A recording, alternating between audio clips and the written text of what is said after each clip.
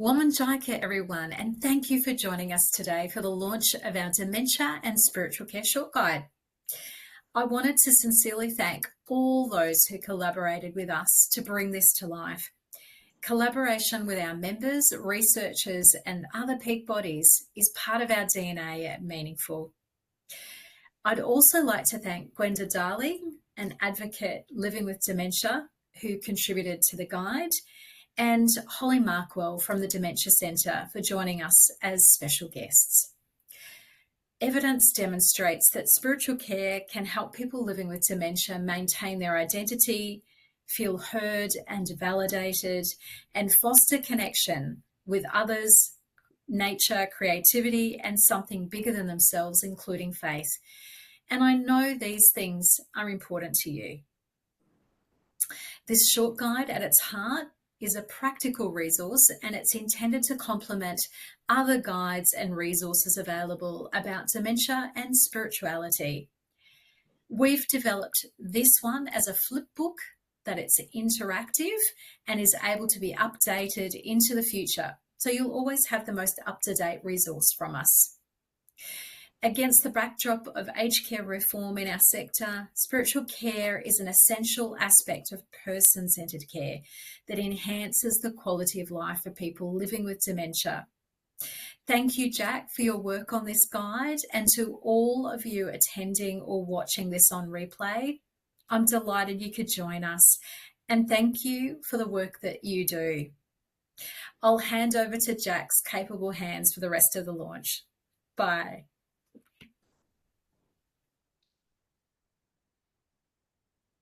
Hello and welcome. Let's begin by acknowledging the traditional custodians of the various lands where we are gathering. Our team live and work on Wurundjeri land of the Kulin Nation, and today I'm on the road and joining you from Corner Country. We pay our respects to elders past and present and acknowledge the spiritual strength and resilience of Australia's First Peoples and their deep and enduring connection to country, the land, the sky, and the water, and the animals who live there. Welcome. I'm Jackie Malloy from Meaningful Ageing Australia, and welcome to this special webinar to launch our Dementia and Spiritual Care Short Guide. As Rachel says, we have some very special guests joining us today. Gwenda Darling, an activist who lives with dementia, and Holly Markwell from HammondCare's Dementia Centre. Thank you both so much for being here. It's really a joy to have you in the room with us. I'm just going to put you on pin so that we can see your lovely faces. Holly, I just have to find you. There we go. Again, thanks for being here. Gwenda, I wonder if we could start with you, if I could just ask, you were so very kind to write the foreword for this guide for us. And I know that you have some strong views on dementia and spiritual care and how spiritual care is important, how and why it's important. Would you like to share a few words with us about that?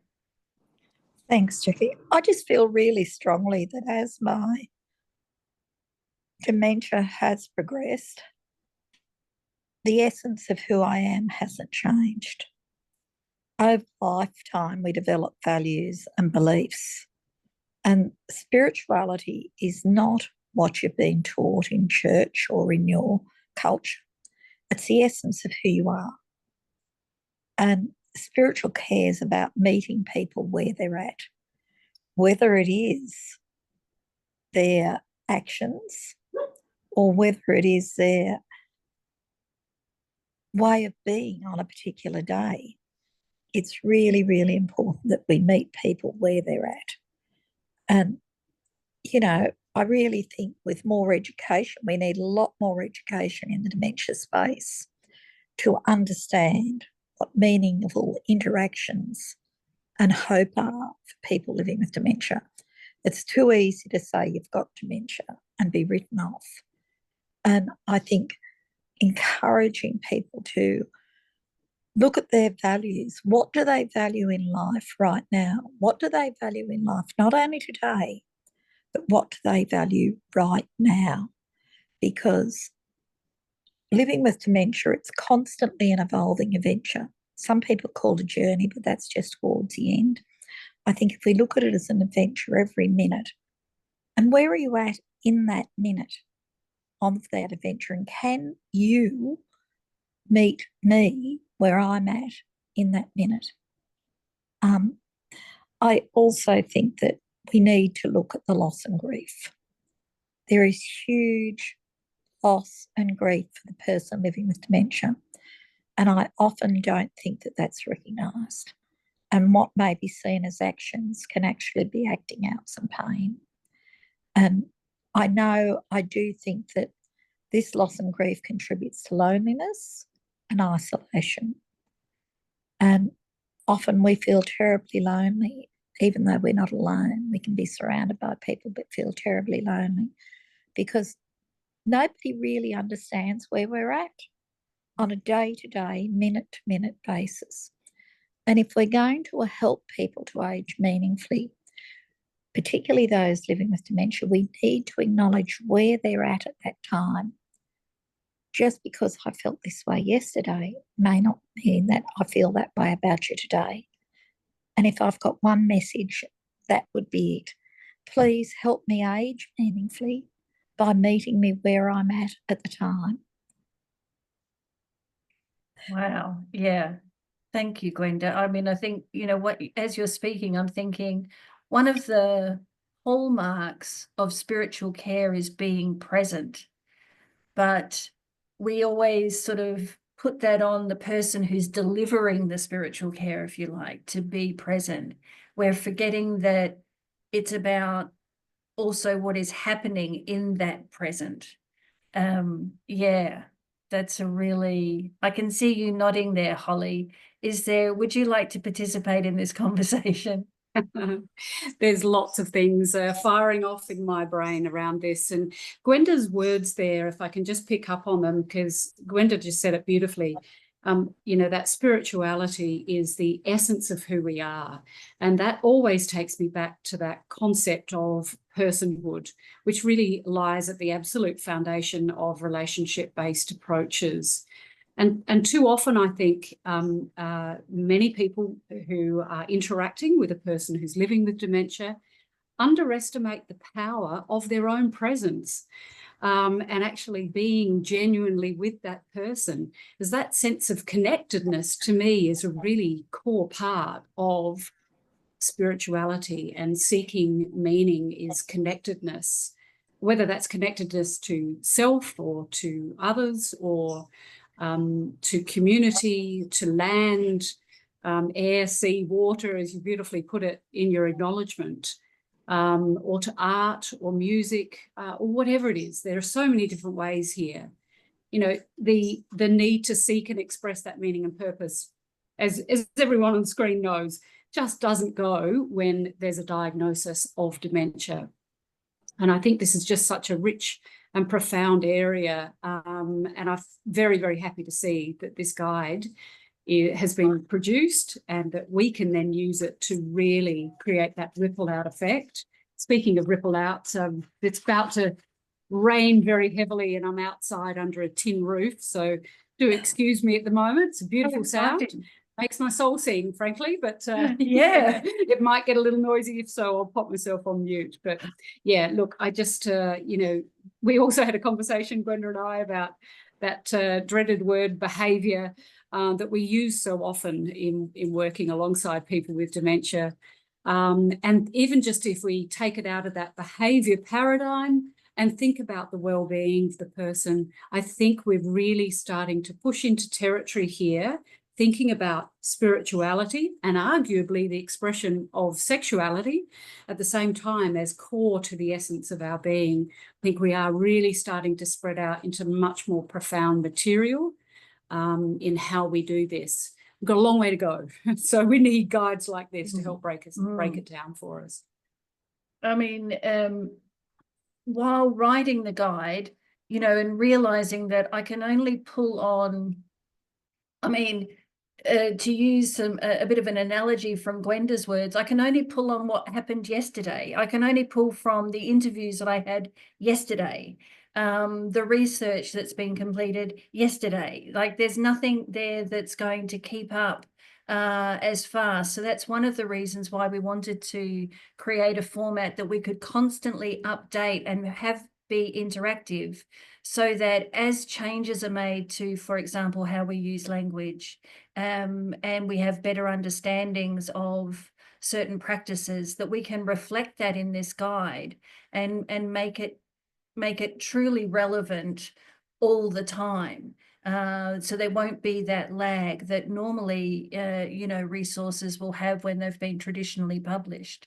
So that's one of the great thanks that we give to technology at this point. So the guide will be available both in a PDF format and in what we call this flipbook format, which we'll go through shortly. I wanted to share some words from Professor John Swinton, who kindly wrote the endorsement for this guide. Many of you on the call today will know John Swinton or know of his work. He's much published, much loved, and he took the time to read this guide and write an endorsement, part of which he says, "It's a valuable and well-structured resource that thoughtfully integrates practical approaches to spiritual care for people living with dementia. The guide successfully highlights the importance of person-centered care, acknowledging the spiritual, emotional, and existential needs of individuals." And it's that word existential that, again, I'm sort of thinking about what Gwenda said, as well as you, Holly, just this thought of where are you today, and what are your needs today? What are your fears today? And how can we help? How can we be there with you? And, Holly, as you say, sometimes you don't know the power of presence, that just the presence of someone willing to be there, present and listening, and being human to human. Yeah.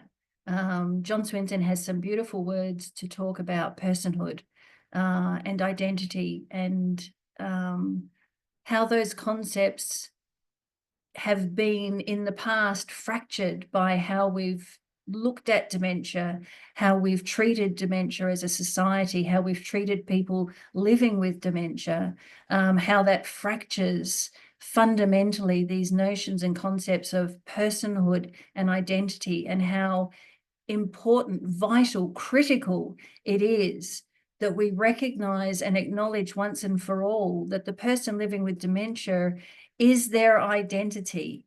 They are a fully fledged person. It's so insulting to think that we even had a time when we looked at people living with dementia as something other than ourselves, other than the humanness of ourselves. And it's so gratifying to know that in that respect, the progress that we make as a society and as a community is speeding up. That we're becoming more and more aware and attuned to what it means to be human, and therefore to be able to see ourselves in others, all of us, all the time, back and forth. I wonder if that's a good time to actually pick up the flipbook, Marnie, and have a little look through. Gwenda and Holly, please feel free to chime in along the way. I just thought it would be useful for those attending today to have a bit of a squiz at what's inside, and then we can have some Q&A perhaps, which will be nice at the end. So one of the things about the Dementia and Spiritual Care Short Guide is that it is in fact a short guide. It's not comprehensive, it's not the ultimate. And in fact, one of the things that I wanted this to represent for people was I wanted them to, whoever picks it up to read it, get one idea, whether that's someone new to caring in the field of dementia, or someone who has been working in that space for quite some time, whether it was a personal care worker or someone at leadership level and all the levels in between. I wanted an opportunity for people to be able to flip through and see some big writing and highlights if they've only got 5 minutes, and also provide some text that if people wanted to read more closely, they will get even more layers and information. So really, it was really important to me that this guide was able to do all of those things. It's not easy to create communication that goes, that is sort of one size fits all. But in this case, it was important because all we want is for people to have one idea to add to their repertoire, one idea that makes them think, oh, I hadn't thought of that before. So we've created some sections as well within the guide. The first section is around common stigmas and challenges of dementia, and we've really pulled from a lot of the interviews that we've done, both with interviews with people living with dementia, as well as people who are in the caring space. And these interviews were done a couple of years ago in a very challenging time, actually. The interviews were actually done after that horror Christmas, New Year period for COVID in aged care, which I don't think anyone will ever forget who's worked in the sector. So it was a very interesting backdrop to talk about this. I had people in tears when we were interviewing, one because they were exhausted, frankly, and a little frightened, but also because there was so much passion for this topic that when their defenses were down, they got quite emotional in terms of how they wanted the world to be able to be in order to provide the care, the spiritual care that they knew instinctively was the right path. So this section 1, the words basically come from those interviews. And then section 2 is really a connect to little piece. So it's a piece about the 5 elements of connect to, the ways to express spirituality through connection to self, connection to others, connection to nature, connection to creativity, and connection to something bigger, including faith. And there's also some small stories for reflection, which create an opportunity to see how those types of connection play out in a care scenario between carers and those living with dementia. And then we have section 3. Just wait for the flip to catch up, which is accessible and empowering activities. And this is really ensuring that we're not just, again, this is sort of one of those areas where we can tell where there's been some massive strides forward in understanding that meaningful and empowering and accessible activities are driven, if you like, from the person living with dementia. And that's the connection back to connect to, of finding what is it that a person loves? What is it that makes a person laugh? What is it that makes a person feel safe and comfortable and at ease? And that's not necessarily going to be the bingo activity or some of the traditional activities that the stereotypical activities indeed in aged care, because we know that now there's there's so much more enrichment, but we still have a ways to go.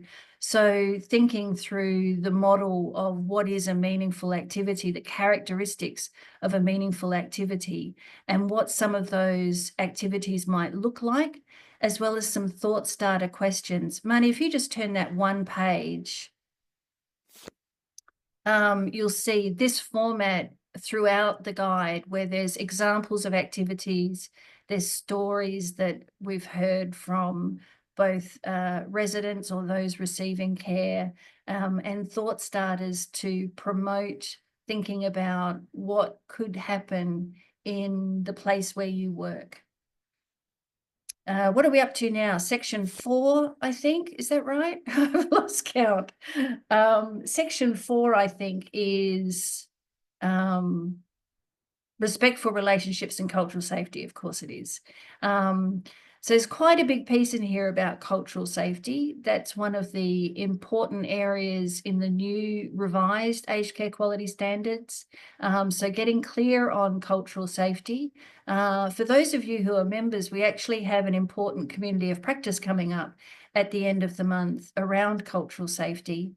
But there's also a piece in this section around consent and how tricky consent can be in this context. And some ideas again and thought starters to help you navigate that.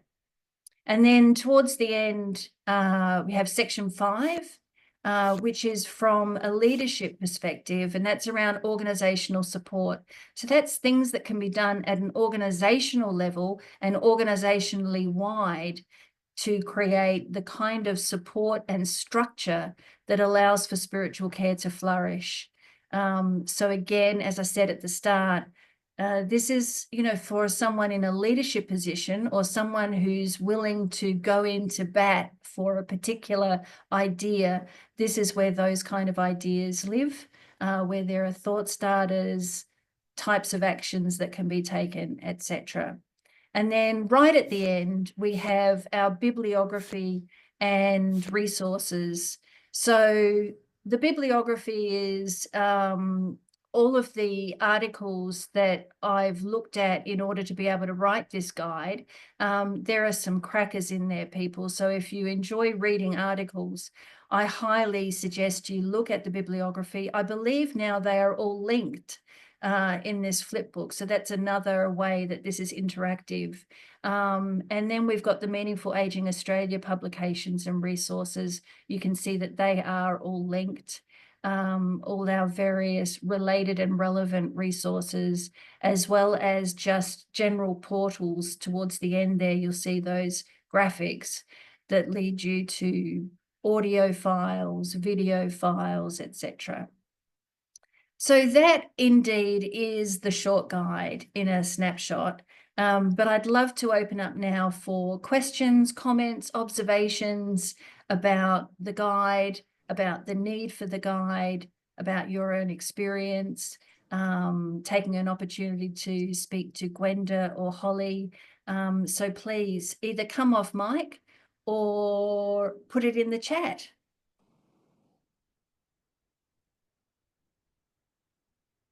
And I'm just going to look at the chat to see.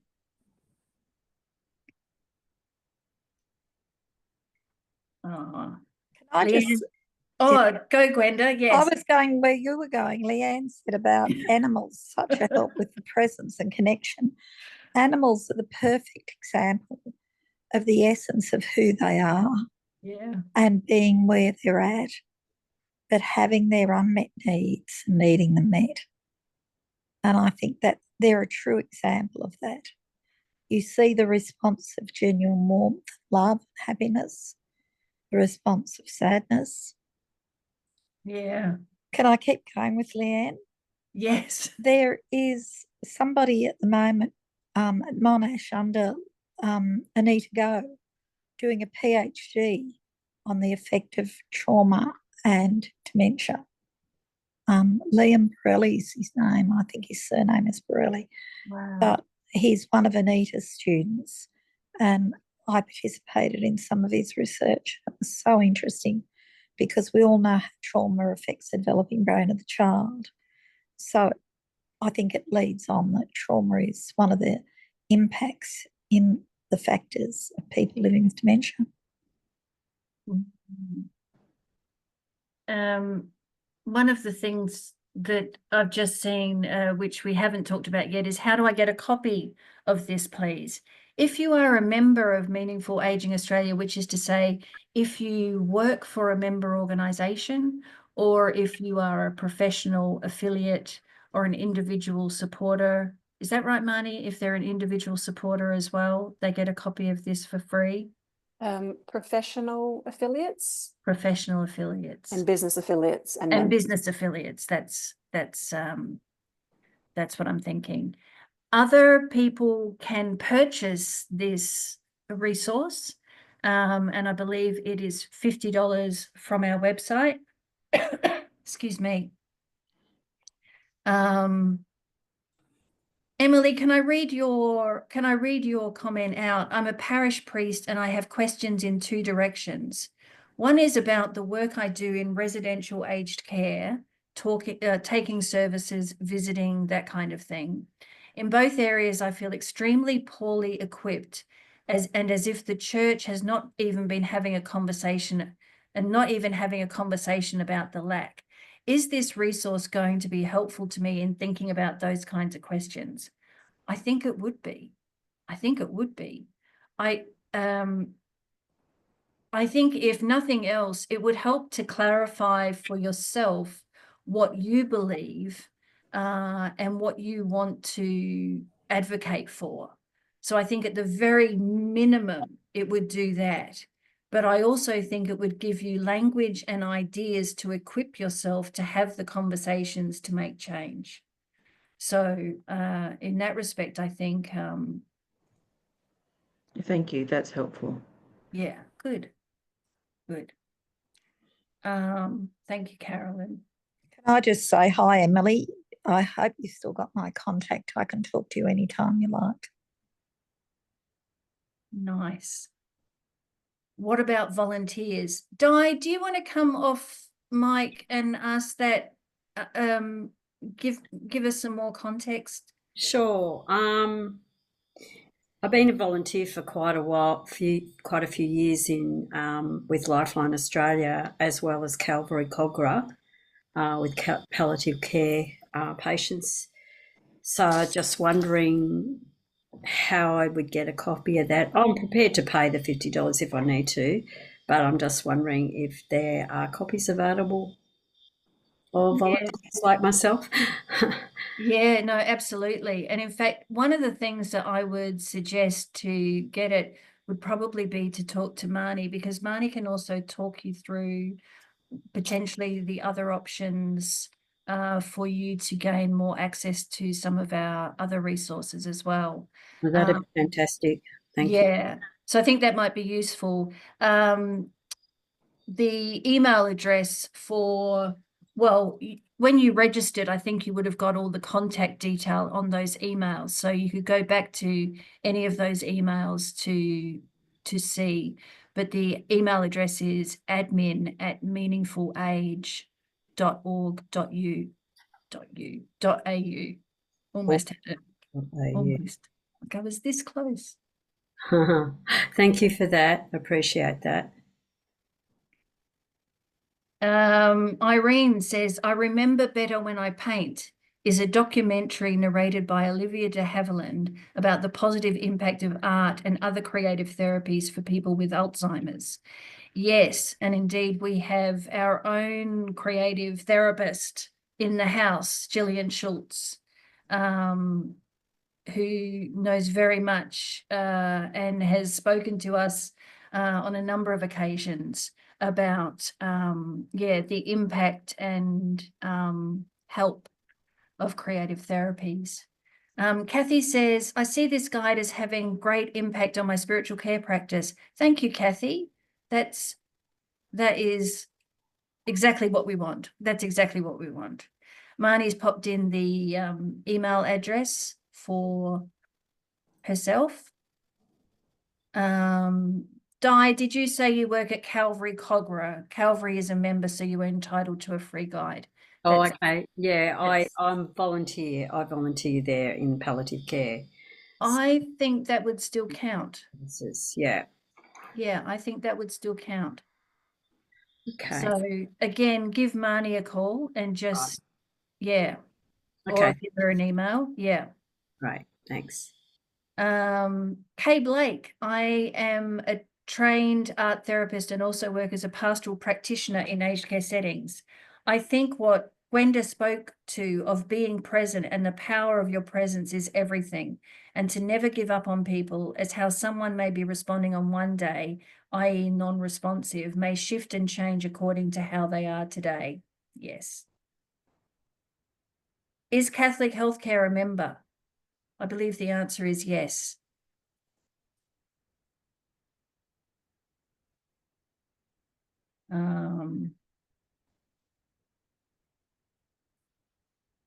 Yeah, beautiful. Okay. Look, we're at not 1 o'clock, 1:30. I'm in a different time zone today, so I have to be careful, which is officially the end. But I do just want to give any last comments or questions an opportunity to come through. So is anyone else wanting to? Oh, Irene's got her hand up. Irene, take yourself off mic and join us. Just quickly, Jackie, I'm going to be, because I've got a social work background, I think, as you know, in palliative care, but also a PhD in expressive arts therapy. Yeah. I just want you to know that I'm going to be working for one of the Uniting Age Well residential aged care sort of places in Melbourne, and hope to be doing more art therapy in that setting for working with care guidance. So I feel at 75 back in the workforce, it's just the most wonderful feeling to be able to contribute. And if anyone's interested in a PDF of my book on healing loss and grief through the creative arts, I'd be happy to receive emails or to send you a copy and have people who want it to contact you. Okay, Irene, we might, if people can use Marnie as a bit of a hub for that, and can be a conduit. Great. Yes, that'd be great. Thanks for bringing that to our attention. I've got some messages down here. Oh, Gillian's already saying that she would love that, Irene. So that's good. All right. Well, everyone, if that's it, then that's a wrap. We want to thank you very much. And again, thank Gwenda and Holly very much for being part of the launch today. Thank you for everyone who came, for your well wishes, for your thanks. This is such a brilliant community. We are so grateful for you all. It's always a pleasure to get on here and have a chat with you all. If there's any concerns about accessing the guide, which is now on the website, please feel free to get in touch with Marnie at admin@meaningfulage.org.au. And yeah, we'll see you next time. Thank you, everyone.